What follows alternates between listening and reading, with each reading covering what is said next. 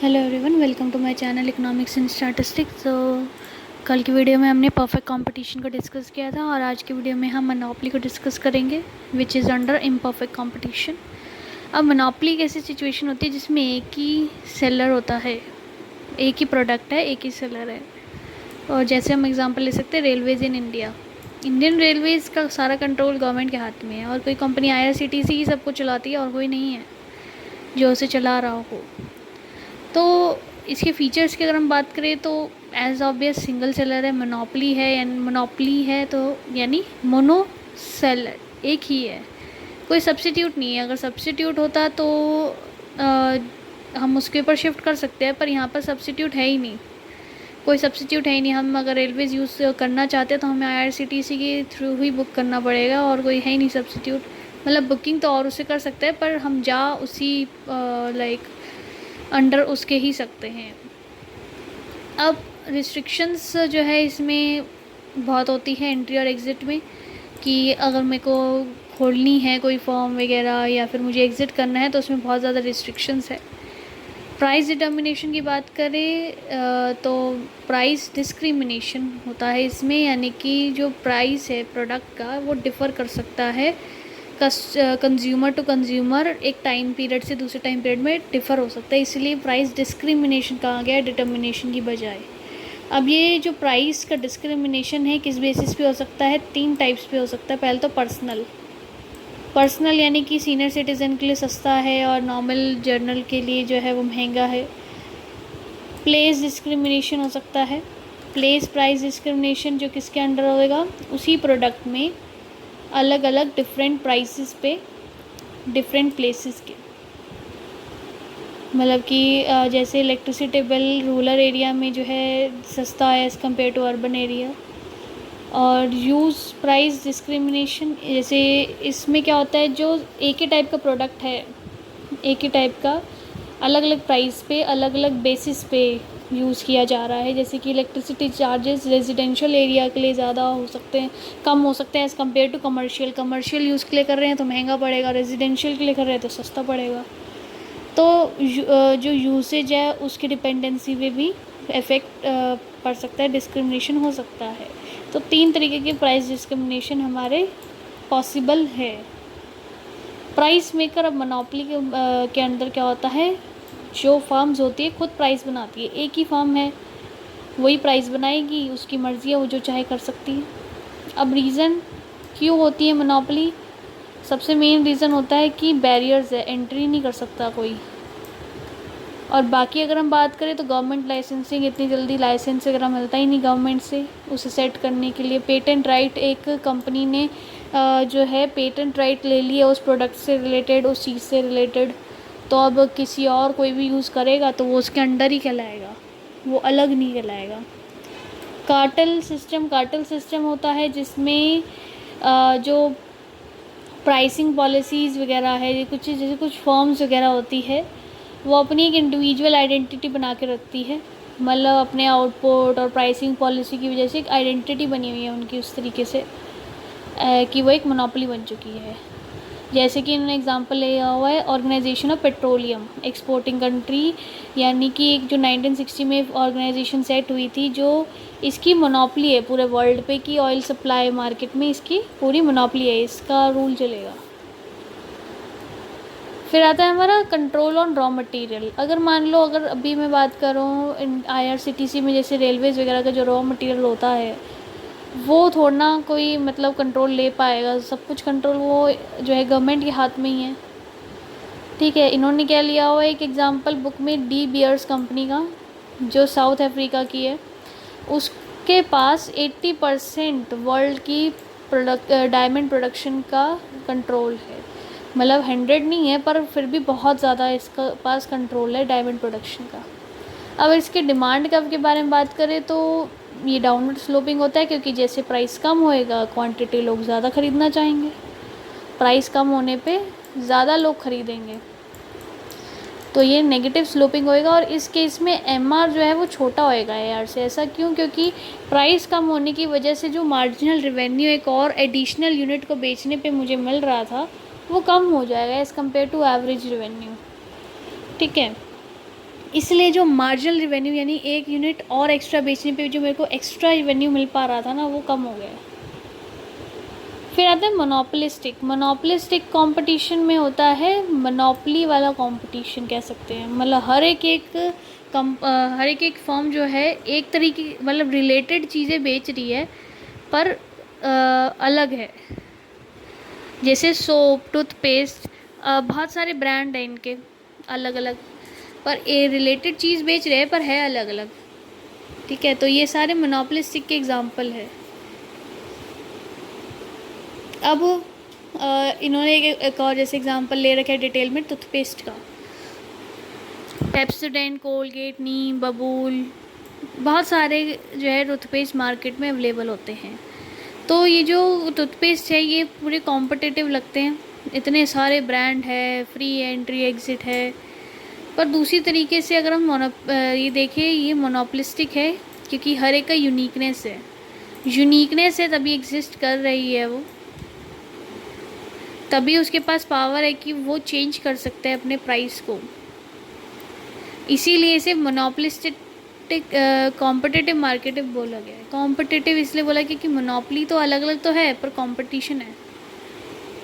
अब फीचर्स क्या है इसके कि बहुत सारे सेलर्स हैं इसमें, बहुत सारे हैं, पर रिलेटेड गुड बेच रहे हैं पर होमोजीनियस नहीं है।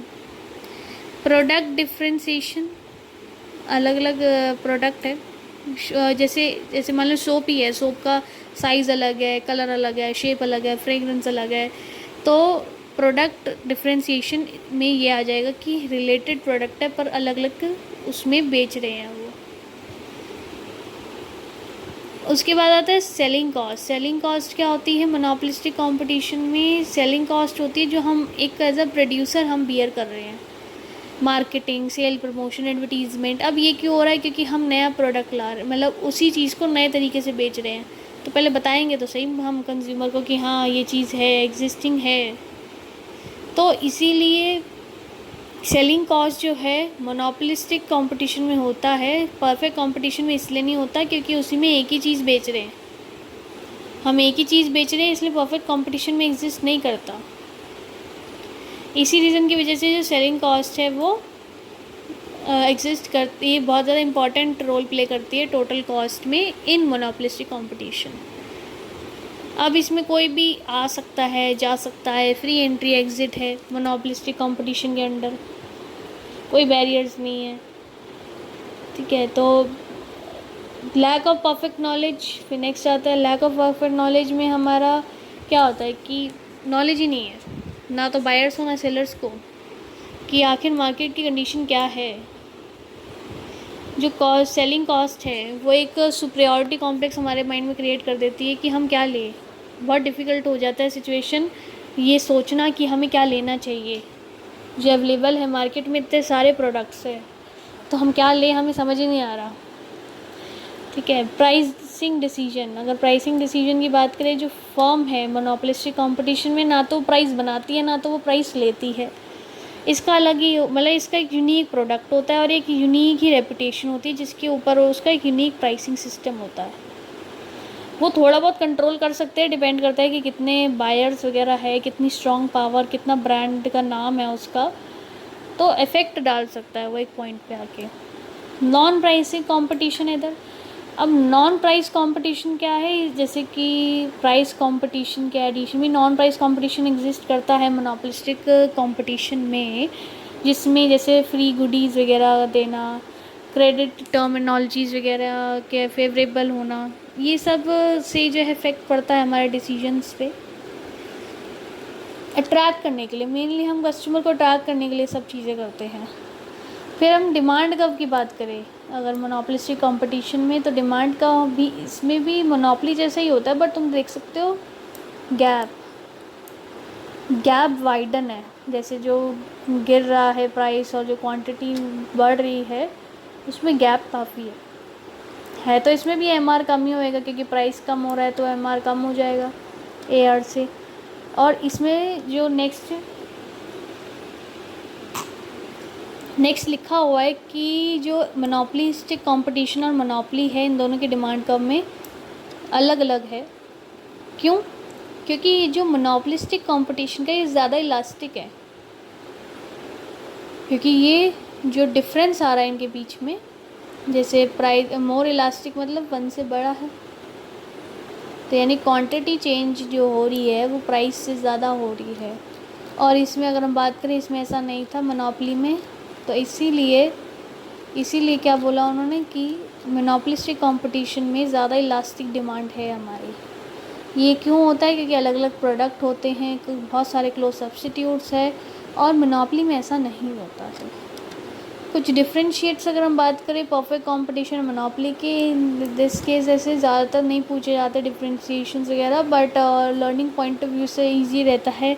अगर हमें पॉइंटर्स वगैरह लिखने होते हैं मोनोपोली या परफेक्ट कंपटीशन के ऊपर, तो हम लिख सकते हैं।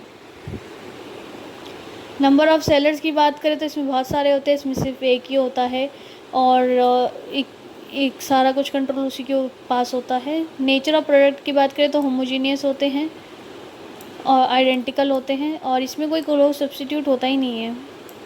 एंट्री एग्ज़िट की बात करें, फ्रीडम है एंट्री एग्ज़िट की, पर इसमें एबनॉर्मल प्रॉफिट और लॉसेस नहीं हो सकते लॉन्ग रन में। हाँ, एक और पॉइंट ये भी था कि जैसे in monopolistic competition free and entry और एग्ज़िट तो है, पर इसमें जो है अब नॉर्मल प्रॉफिट और लॉसेस हो सकते हैं, और कभी कभार नहीं भी होते। जैसे लिखा है, it insure that there are neither abnormal profit और nor abnormal profit in form in long run में नहीं होंगे।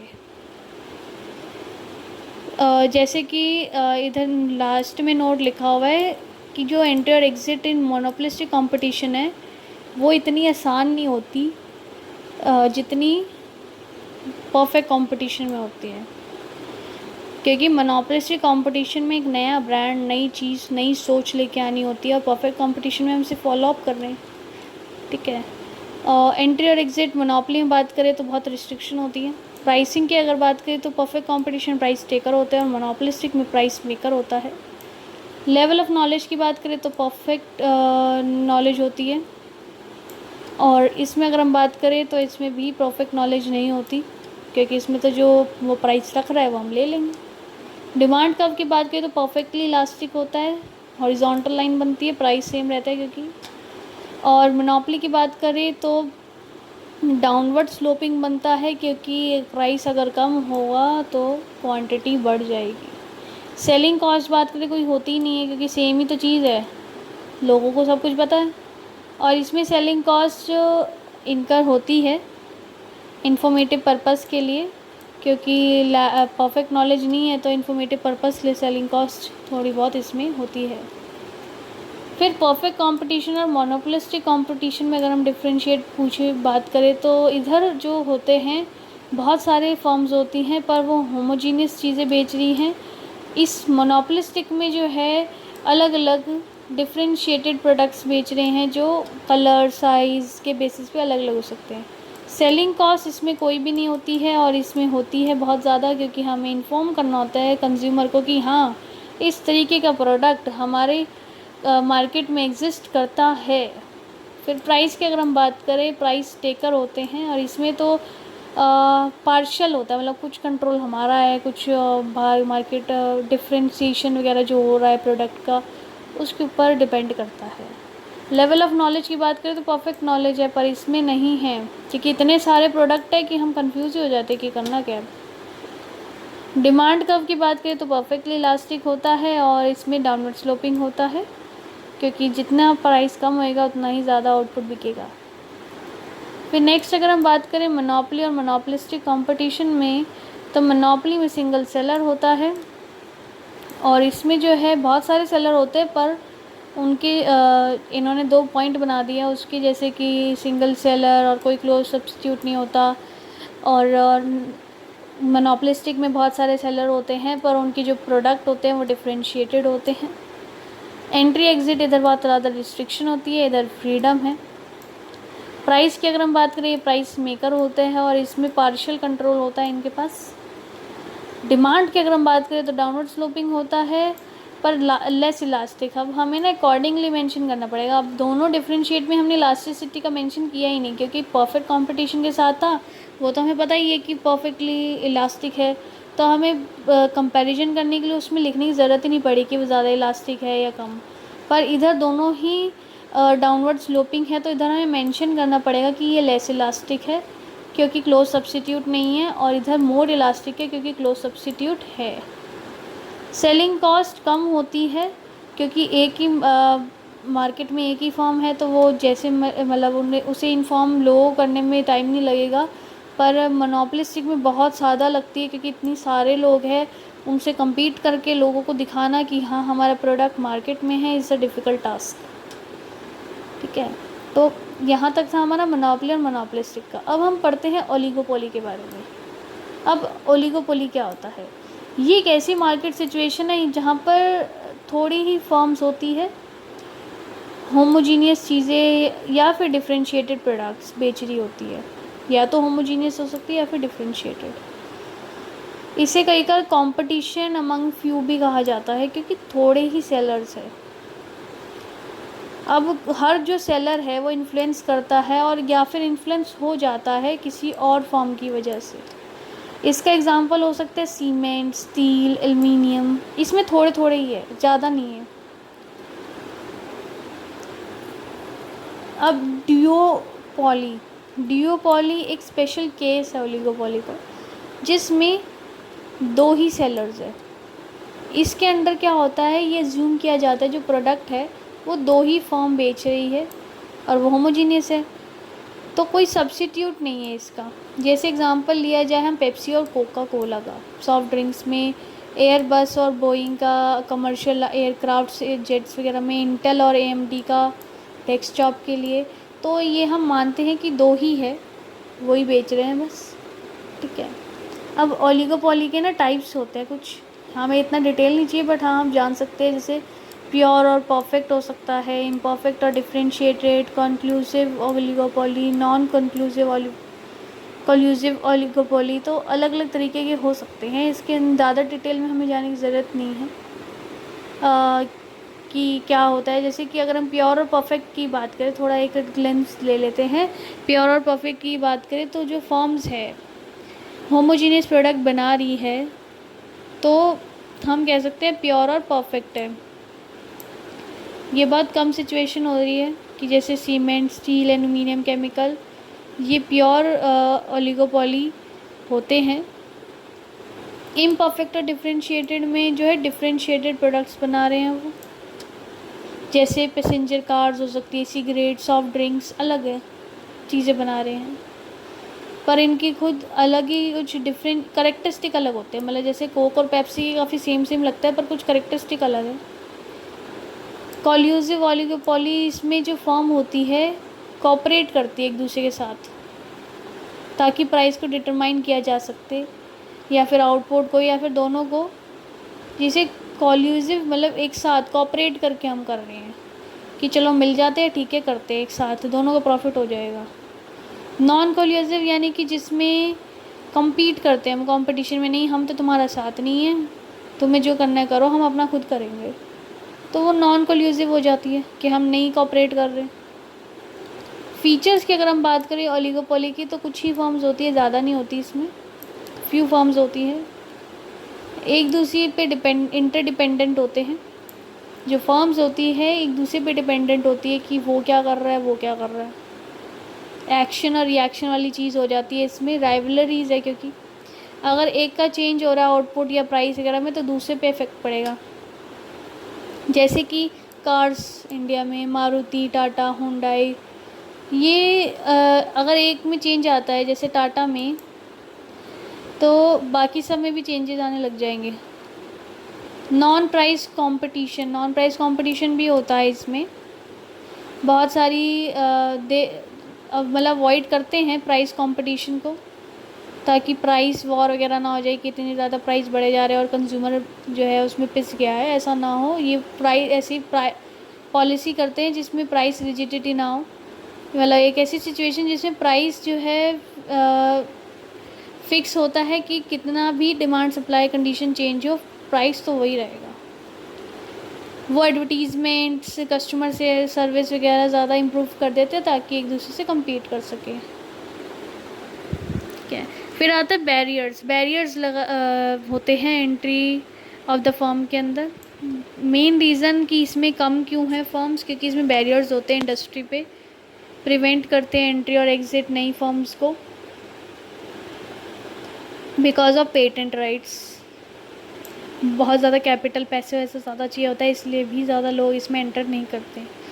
सेलिंग कॉस्ट का रोल काफ़ी होता है, क्योंकि एडवर्टीज़मेंट एक नया ही मोड़ दे देती है। ठीक है, बहुत सारी एडवर्टीज़मेंट होती है जो लाइफ और डेथ सिचुएशन भी क्रिएट कर देती है एक फर्म के लिए। ग्रुप बिहेवियर ओलिगोपोली में वो compete कर एज एन इंटरडिपेंडेंस है, अलग अलग फर्म, डिफरेंट फर्म्स। सो जो प्राइस है, आउटपुट डिसीजन है एक किसी भी एक फर्म का, वो किसी दूसरे पे इफ़ेक्ट कर सकता है। तो मतलब एक अलग अलग प्राइस रखने की बजाय, आउटपुट स्ट्रेटजी रखने के बजाय वो ग्रुप में डिसीजन लेना ज़्यादा प्रेफर करते हैं, यानी कि वो एक सिंगल फर्म की तरह बिहेव करे। ये नहीं कि हम बिल्कुल अलग जाएंगे, हम साथ मिलके करेंगे। वो ये कह रहा है कि हम साथ मिलके करते हैं। नेचर ऑफ प्रोडक्ट, जो प्रोडक्ट होता है वो होमोजीनियस भी हो सकता है, अलग अलग भी हो सकता है। होमोजीनियस जैसे स्टील, सीमेंट हो सकता है, अलग अलग जैसे ऑटोमोबाइल्स हो सकते हैं। Indeterminate demand curve. अब ओलिगोपॉली में एग्जैक्ट बिहेवियर जानना, एग्जैक्ट पैटर्न क्या होगा, वो बहुत मुश्किल है, वो हम नहीं पता लगा सकते। तो जो डिमांड कर्व है इस केस में वो अनसर्टेन है, क्योंकि इंटरडिपेंडेंट है ना वो। हम कोई भी फर्म इग्नोर नहीं कर सकती किसी राइवलरी फर्म क्या कर रही है क्या नहीं। तो एक का अगर चेंज होएगा प्राइस में, तो उसकी वजह से कंपीटिंग फर्म्स का अंदर भी चेंज हो सकता है प्राइसेस का। तो जो डिमांड कर्व है वो शिफ्ट होता रहता है, वो डेफिनेट है ही नहीं। और हम ये भी कह सकते हैं वो डिटर्मिनेंट है ही नहीं, मतलब हम उसे पहचान नहीं सकते क्या है वो। फिर कंपैरिजन करेंगे अब हम अलग अलग मार्केट स्ट्रक्चर्स के बारे में, ऑन द बेसिस ऑफ कि कितना कंट्रोल होता है, क्या नेचर होता है डिमांड कर्व का, इन्फ्लुएंस कितना डालते हैं। ओवरऑल कंपैरिजन हम इन 4 बेसिस के ऊपर जो है अब इन मार्केट्स को डिस्कस करेंगे, राइट। तो अगर हम बात करें पहला डिग्री ऑफ प्राइस कंट्रोल की, परफेक्ट कंपटीशन में ये तो प्राइस इस वाले में प्राइस टेकर होते हैं ना, तो मतलब कि जो इंडिविजुअल है उसका तो कोई कंट्रोल है ही नहीं, ये तो प्राइस टेकर है, इसका क्या कंट्रोल होएगा। तो प्राइस ले रही है, जो रख दिया हाँ जी ले लेंगे, तो इसका तो कोई है ही नहीं। मोनोपली में इसके ऊपर पूरा कंट्रोल है, भाई मोनोपली है, मेरी मर्जी, मैं कुछ भी करूँ, तो क्योंकि ये प्राइस मेकर है। मोनोपोलिस्टिक में ये जो है ना तो ये प्राइस टेकर होती है ना तो प्राइस मेकर होती है। अरे ना तो प्राइस टेकर होती है ना तो प्राइस मेकर होती है, तो पार्शियल कंट्रोल होता है, थोड़ा थोड़ा, ज़्यादा नहीं। ओलिगोपॉली में वो पॉलिसी फॉलो करते हैं प्राइस रिजिडिटी का, यानी कि प्राइस सेम ही रहे, पर जो फर्म है वो इन्फ्लुएंस कर सकती है प्राइसेस को, पर प्रेफर करती है कि वो अपना प्राइस वो ही रखे, तो वो प्राइस वॉर को अवॉइड करना चाहती है जनरली। तो इसमें तो हम कह सकते हैं कोई कुछ है ही नहीं ऐसा प्राइस चेंज वगैरह से related. Nature of demand curve की बात करें, परफेक्ट कंपटीशन में तो परफेक्टली इलास्टिक होता है इसमें। मोनोपली की बात करें तो इसमें डाउन स्लोपिंग होता है, पर लेस इलास्टिक होता है as compare to monopolistic. Monopolistic में भी डाउनवर्ड स्लोपिंग होता है, पर ये ज़्यादा इलास्टिक होता है बिकॉज इसमें बहुत सारे क्लोज सब्स्टिट्यूट होते हैं। ओलिगोपोली में हम कोई ये इंडिटर्मिनेंट है, यानी कि हम पहचान ही नहीं सकते, कुछ समझ ही नहीं सकते हैं, क्योंकि हर बार शिफ्ट होता रहेगा, तो हम बता ही नहीं पाएंगे कि इसका होगा क्या। इन्फ्लुएंस की बात करें एक्टिविटीज़ और फॉर्म्स वगैरह पे, तो परफेक्ट कंपटीशन में जो भी फॉर्म है वो इतनी छोटी है कि उसका जो बिहेवियर है वो इन्फ्लुएंस डाल ही नहीं सकता, तो वो कोई इन्फ्लुएंस है ही नहीं उसका। मोनोपली में अगर हम बात करें वो एक ही फॉर्म है ना, तो जो क्वेश्चन होएगा और रिएक्शन वगैरह का, तो ये सारा कंट्रोल तो इसी पे ही है। उसी पे पूछा जाएगा तो मतलब क्वेश्चन पूछेगा ही क्यों, जब एक ही बंदा है उसी चीज़ को करने वाला, हमें पता ही नहीं है कि उस चीज़ को अलग तरीके से करा जा सकता भी है कि नहीं, तो हम क्वेश्चन क्यों ही करेंगे जब तक हमें पता ही नहीं होगा इस चीज़ को लेकर। मोनोपोलिस्टिक कंपटीशन में जो है बहुत सारी फर्म्स होती है और हर एक का जो बिहेवियर होता है दूसरे पे वो कम इम्पैक्ट डालता है, मतलब इतना इम्पैक्ट नहीं डालता। ओलिगोपॉली में जो बिहेवियर होता है वो बहुत इम्पैक्ट डालता है एक्टिविटीज़ पे, जैसे हमने बोला कि प्राइस नहीं कर रहे हैं पर बाकी चीज़ों पे सेव इफ़ेक्ट होते हैं। अब ओवरऑल कंपैरिजन करें तो ये अगर मेनली मैं बात करूँ तो इस चैप्टर में अगर ये ओवरऑल कंपैरिजन ही पढ़ लिया ना तो सब कुछ हो गया। सबसे ज़्यादा इम्पॉर्टेंट ही यही है, क्योंकि अगर ये पढ़ लिया तो सब हो गया, और कुछ है ही नहीं चैप्टर में, सिर्फ ये 4 मार्केट के बारे में ही हमने पढ़ा है। तो नंबर ऑफ़ सेलर्स अगर हम बात करें बहुत ज़्यादा होते हैं, एक होता है इसमें भी बहुत ज़्यादा होते हैं, इसमें फ्यू होते हैं, फ्यू बड़े बड़े। नेचर ऑफ प्रोडक्ट के बारे में बात करें, होमोजीनियस, नो क्लोज सब्स्टिट्यूट, इसमें क्लोजली रिलेटेड है पर डिफरेंट है, और इसमें होमोजीनियस भी हो सकते हैं प्योर ओलिगोपॉली के अंडर, और डिफरेंशिएटेड भी हो सकते हैं डिफरेंशिएटेड ओलिगोपॉली के अंडर। इतना डिटेल में लिखने की ज़रूरत नहीं, बस हम ये लिख सकते हैं होमोजीनियस भी होते हैं और डिफरेंशिएटेड भी होते हैं। Entry and exit of the form के बारे में बात करें, इधर फ्रीडम है, आओ जाओ कोई बात नहीं। इसमें रिस्ट्रिक्शन है और इसमें भी फ्रीडम है, इसमें रिस्ट्रिक्शन है। डिमांड कर्व की बात करें तो परफेक्टली इलास्टिक होता है, इसमें जो है डाउनवर्ड स्लोपिंग होता है पर लेस इलास्टिक, इसमें डाउनवर्ड स्लोपिंग पर ज़्यादा इलास्टिक होता है।